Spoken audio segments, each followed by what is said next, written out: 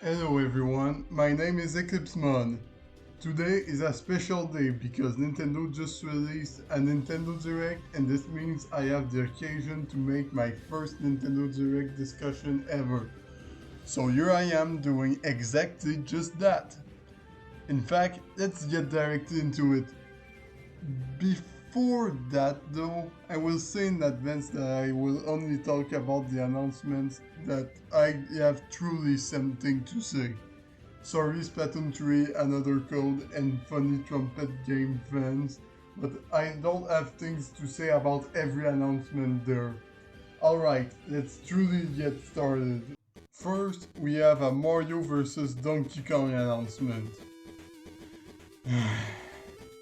Listen, there is probably a dimension where I am very hyped for any new Mario vs. Donkey Kong game announced. After all, Donkey Kong 94 is probably my favorite Game Boy game of all time, and the first Mario vs. Donkey Kong is essentially an extension of the Donkey Kong 94 formula. However, ever since the second game in this franchise, the gameplay and identity of this franchise changed completely, and it's just not the same.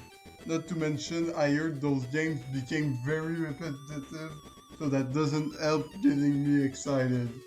I mean, it's not like all of a sudden they will come back to the Donkey Kong 94 formula. Oh, they actually did. You see, they remade the first game Mario vs. Donkey Kong, which is not only cool because it's a cool game on its own, but also because it is the return of the Donkey Kong 94 formula after nearly 20 years, and that's great. Perhaps in the future they will make a brand new game with this formula. Perhaps that's too hopeful, but who knows? Also, this remake has cool new graphics and a new multiplayer mode that shows this game might actually get new stuff that would make it a worthy purchase even if you already have the original game. So yeah, I am actually pretty excited about a Mario vs. Donkey Kong project. Who could have seen that coming? Next, we have Prince of Persia The Lost Crown, which surprisingly did catch my attention a little. I never played a Prince of Persia game and barely knows anything about this franchise. The most exposure I have with it is that I remember seeing one of my friends play one of those games on the Xbox 360 a long time ago. That being said, this new game looks kinda good and the kind of games I typically like to play. I do be loving my 2D platformers with multiple weapons to use after all. Now, to be clear, this is not very high in my list of games to play, but maybe one day I will want to check it out. Only time will tell. Next, we have the Super Mario RPG remake. Now, I will say, getting a Super Mario RPG remake is super cool on its own. After all, it's an old game that not everyone got the chance to play, which I am all for. However, what's cooler is that it seems like this game will get some cool changes like post-game boss fights and other features. This brings me hopes because I actually already have played a bit of Super Mario RPG before. The only thing is, there are a few things in this game that bothered me and prevented me from going further into the game. But now that we see that this game is willing to make changes beyond the new visuals, perhaps they will actually fix those issues I have. That being said, it might take some time before I go play this game, partly because a certain other game revealed during this Nintendo Direct is currently overshadowing it for me, but all of this is cool nonetheless. Now we have Princess Peach Showtime. So one of my biggest complaints about this Direct, as well as the Nintendo Direct of early 2023, is that we didn't get any brand new game announcements that were particularly big. There are multiple things to be excited about, but most of what we got are game updates, more infos on games we already know, and remakes of older games. That's a shame because both of those Nintendo Directs could have had one extremely hype brand new announcement if it wasn't for the fact that Direct right before it didn't show a short trailer with barely anything about the game. Now, for Pikmin 4, I understand why they revealed it in the late 2022 Direct instead of 2023 Direct with more stuff to it. After all, people really didn't like the late 2022 Direct as it is, so imagine how much people would hate it even more if it didn't even have one of the most anticipated Nintendo games of all time revealed in it. So basically, the early 2023 Direct didn't have any brand new announcement, but at least in return, the late 2022 Direct didn't suck completely. I can't say the same about the mid 2023 Direct and Princess Peach Showtime. The mid 2023 Direct was arguably one of the most exciting Nintendo Direct of all time. Because of that, if we didn't get Princess Peach Showtime shown in this Direct, it wouldn't have hurt it too much, especially since they barely showed anything about the game anyway. Not even the title. Meanwhile, you're in the September 2023 Direct. Not only would we still have all this cool stuff about Princess Peach Showtime that was shown here, but we would have gotten our one brand new Nintendo game to actually be excited about instead of something that was already shown before getting more information. That's why I say in retrospect, they shouldn't have shown Princess Peach Showtime in the summer Nintendo Direct of 2023. That being said, man does this game look cool. The concept of Princess Peach going through multiple stage plays with different powers that fits the play she is in is really cool and unique. Also, this could lead to some varied and interesting gameplay since it seems like we get a new gameplay style at every level. Also, Peach is very pretty in those costumes. I'm sure artists will have a lot of fun with this game because of it. So yeah, this reveal could have been even better if it wasn't shown in the previous Direct, but it is still one of the coolest reveals of the Direct at the end of the day. Next, we have the Tomb Raider remasters. I don't have much to say about those games aside from the fact that the Tomb Raider games are some big classic games, and as someone who plays a lot of classic games to learn about gaming and its history, this is something I could definitely play someday, even if those games don't catch my attention as much as other classics right now. After that, we have Contra Operation Galuga. So a lot of the remakes I talked about and will talk about in this video are games that I am excited to see getting a remake in the first place. This is not the case with Contra Operation Galuga. I may be a fan of the Contra franchise, but simply re-releasing the first Contra game wouldn't make me excited in the slightest. After all, it's not like Tomb Raider and the game we see at the end of the presentation, which are games I never got the chance to play due to not being available for purchase on any of the consoles I own. Contra 1 is on the Contra Anniversary Collection, which is on the Switch, and literally how I got into the Contra franchise to begin with. So I obviously already played this game before. Instead, this remake is the most exciting based on how much new stuff it brings to the original. In fact, it's more like a reimagining with sections that are straight up new from the original. This is overall another one of the most hype reviews of the Direct for me. Also, I am not a Konami expert, but it seems like Konami might be on its way to get its redemption with this game and Metal Gear Delta, and that's really cool. Honestly, all of this transitions quite well into Luigi's Mansion 2 HD. You see, like Contra 1, I already experienced the original game to its fullest.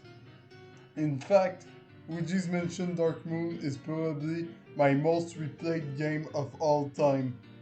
Unlike Contra Operation Galuga, however, Luigi's Mansion 2 HD doesn't seem to add any considerable new additions. And on one end, it does mean that I probably won't buy this game, unfortunately, because like I said, if you want to make me buy a game I already own, it better have cool additions to make me want to play it. On the other hand, it simply means this game wasn't meant for me. It was meant for those who never experienced this amazing game to play it on the Switch. And that makes me happy at the end of the day. Plus, the fact this game will get a remake means I will get the perfect occasion to make a review of Luigi's Mansion Dark Moon that explains why this game is my favorite in the Luigi's Mansion trilogy. I have a lot of interesting things to say about this game, so I hope some of you are looking forward to my review. Next, there is F-Zero 99. Now, the game itself seems cool. In fact, honestly, it might be the most exciting 99 game there is. I mean, racing against 99 players in a racetrack? That's a really cool idea. However, there are multiple things that gives people like me a sour taste in their mouth. To start with things that bother me specifically, I won't be able to play this game because I don't have the Nintendo Switch Online. I'm just content with playing on my own, I guess, but that does mean I can't play the first F-Zero game in years. Speaking of though, let's move on to problems that other people on top of me have as well. Why does the first F-Zero game in years, a 99 game? It's not like the 99 concept is bad. In fact, I think a F-Zero game with a 99 players mode would go super hard. However, F-Zero fans clearly want a brand new game with new visuals and tracks that isn't only defined by the 99 feature. Not only that, but the problem with 99 games is that they are often removed from existence by Nintendo. I mean, look at what happened to Super Mario Bros. 35. So like, the first F-Zero game in years might get removed from existence after some point. That's kinda sad. It seems like Nintendo didn't really learn the lesson with Metroid Prime Federation Force of releasing the wrong game at the wrong time, because F-Zero 99 is a cool game, but it's clearly not what F-Zero fans need right now. Next, we have WarioWare Move It. Honestly, I just don't feel this game. I think the reason why is that we literally just got Get It Together in 2021, so I never felt the need for a new WarioWare game, and it doesn't help that the game centers around Joy-Cons, because I pretty much gave up on Joy-Cons due to how much they drift. So yeah, I don't think I will buy this game, unfortunately. But hey, it's not like this game is hurting anybody, and I am happy for all the people excited for it. Now, bring back Wario then, Nintendo. Next up, we have the Wave 6 teaser. Dear God, where do I begin? Well, I guess we can start slowly with the characters, because somehow they are the thing I have the least things to say about this trailer. So there was a big debate in the Mario Kart community about which would be the two remaining characters in Wave 6, with Diddy Kong, Pauline, and Funky Kong being the frontrunners. Turns out we get more than two characters and that we get all three of them, which is quite something. On top of that, we also got Peachette, which the reception was rather negative, I would say, but for me it's clear that if we didn't get Peachette, we wouldn't have gotten a fourth character, because she is probably an easy model to recreate that could fuse its slot with Peach. Not to mention, we aren't at the point where clone characters like this hurt the roster anymore. Like, when Pink Gold Peach was added to Mario Kart 8, she was added while multiple obvious picks weren't. Adding Peachette now on the other end doesn't hurt nearly as much because we already got most of the essentials now. Also, I think Funky Kong will fuse slots with Donkey Kong since they look the same and probably will have the same stats. And then there is Daisy Circuit. So let's get this out of the way.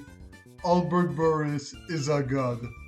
Girl predicted Daisy Circuit for Wave 6 and was right. And the worst part is that even before that, I kind of agreed with her. Sure, Mushroom Bridge was still my final prediction, but I honestly thought that aside from Mushroom Bridge, Daisy Circuit was the most likely option for what people called the Mysteric track. Because Albert Boris made pretty good arguments in its favor, and it seems like she was right. Speaking of the mystery track and its debate, it seems like the only big debate remaining for the Booster Course Pass is the GCN Jungle debate, because unless you want to believe Daisy Circuit is CNSW68 instead of Wii Rainbow Road, we all know that the mystery track is Daisy Circuit now. As for the track itself... Okay, let's start with the positive. This is a track that was never remade outside of Thor, which I do appreciate. Also, this is a very beautiful track. Some people are angry about its visuals for different reasons, but I personally don't have any problems with them. Finally, the remix is very well done, because you can really go wrong with 8 deluxe remixes of songs. Now, for the negatives, first of all, I do like equal game representations, and I don't care what you guys say, but 8 Wii tracks in the Booster Course Pass is too much. Now, obviously, it's 7 confirmed tracks, but if Wii Rainbow Road comes like most of us think it will be a total of 8, and that's ridiculous. I wouldn't even remove Daisy Circuit because of that. I would instead remove Coconut Mall and Koopa Cape, because they were already remade in 7 and were super nerfed from the original versions anyway. Back on Daisy Circuit though, it is also a PCZ track for the final wave, which I am not the biggest fan of.